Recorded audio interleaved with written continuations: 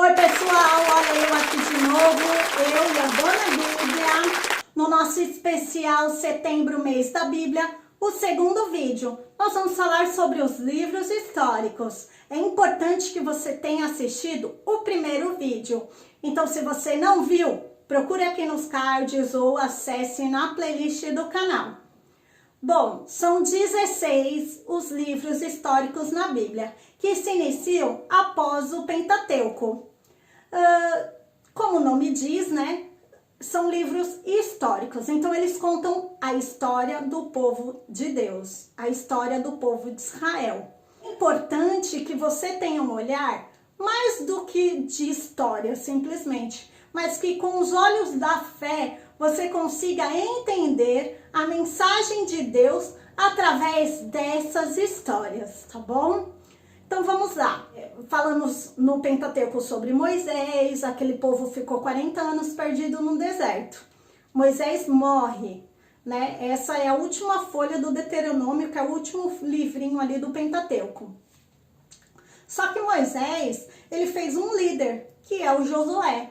Então, os livros históricos se inicia com o livro de Josué e conta a história da conquista do povo de Israel à terra prometida.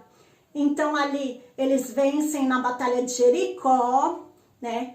Que é famosa, se você já escutou, se você tem até uma oração, né? O cerco de Jericó, se você já participou, deixa aqui nos comentários.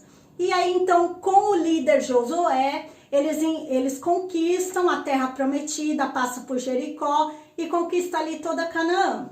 E isso é contado no livro de Josué.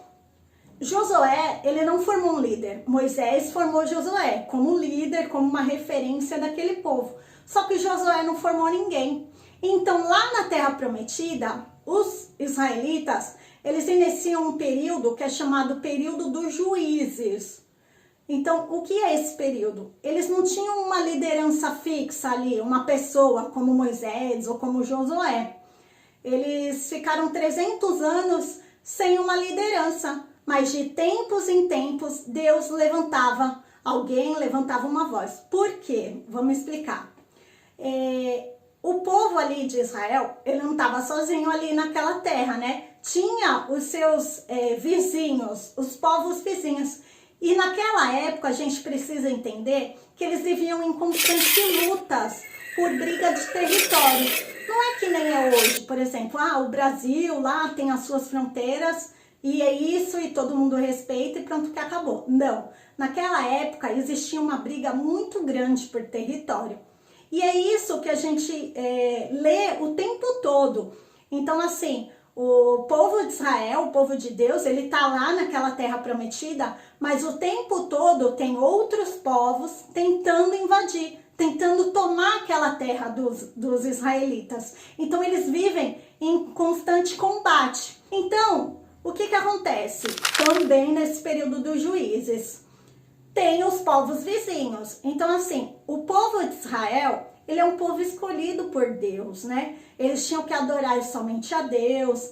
E só que o que acontecia? Como tinha ali os vizinhos, que eram outras culturas, com o convívio, com a convivência, eles acabavam incorporando, né, costumes, cultura desses outros povos. Eram costumes ruins, tá? Não eram coisas boas. Eles se esqueciam que eram um povo de Deus e acabavam fazendo coisas erradas. Aí o que vinha? Vinha um grande sofrimento sobre eles. E aí quando eles estavam sofrendo muito, eles se lembravam, falavam assim, nossa, mas eu sou o povo de Deus, eu não posso estar sofrendo desse jeito. Aí eles começavam a rezar, começavam a clamar, a pedir perdão. E aí Deus pegava, né, e levantava um libertador para eles, uma voz ali. E aí eles voltavam para Deus, né? Começava a pedir o perdão e voltava para Deus, voltava a fazer as coisas certas. Aí tudo começava a prosperar, começava tudo a dar certo, alegria, acabou o sofrimento. Aí eles esqueciam que era de Deus, voltava a fazer coisas erradas, voltava a se afastar de Deus, voltava a ter sofrimento, clamava, Deus levantava uma voz e eles voltavam para Deus. Então eles ficaram assim, ó, durante 300 anos, que foi todo o período dos juízes. Então nesse período, por exemplo, tem Sansão, tá? Só para vocês terem uma ideia, e é tudo isso que narra o livro dos Juízes. Qualquer semelhança com a nossa vida, será? De tô bem, me afasto de Deus, tô mal, lembro de Deus? Será? Bom, depois o que acontece? Esse povo começa a olhar para o lado, né? E ele percebe o quê? Que todos os outros povos tinham rei. Eles tinham um líder, uma figura lá que mandava, um monarca, né? Um rei, uma referência. E eles não. E aí, de novo, eles queriam ser iguais aos outros.